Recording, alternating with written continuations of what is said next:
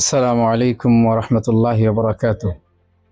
আধিপত্যবাদ ও সাম্রাজ্যবাদ তোষণে নয়, ইসলামের বিজয়েই দেশবাসীর মুক্তি নিহিত। ২৪-এর গণহত্যার বিচার এবং সংখ্যানুপাতিক পিআর পদ্ধতিতে জাতীয় নির্বাচনের দাবিতে জনমত গড়ার আহ্বানে আসছে নগর সম্মেলন। ২৪ জানুয়ারি শুক্রবার সকাল ৯টা, ইঞ্জিনিয়ার্স ইনস্টিটিউশন মিলনায়তন, রমনা, ঢাকা। এতে প্রধান অতিথি হিসেবে উপস্থিত থাকবেন মুফতি সৈয়দ মোহাম্মদ রেজাউল করিম পীর সাহেব চরমনাই, আমির ইসলামী আন্দোলন বাংলাদেশ।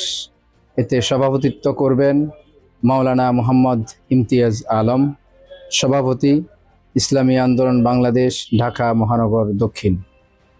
আমিও আসছি।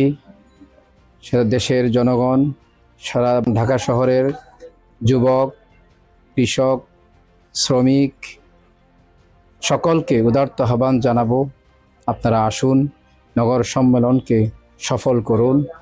আল্লাহর জমিনে দ্বীন প্রতিষ্ঠার আন্দোলনের সহযোগী হন। নাসরুম মিনাল্লাহি ওয়া ফাতহুন করিব।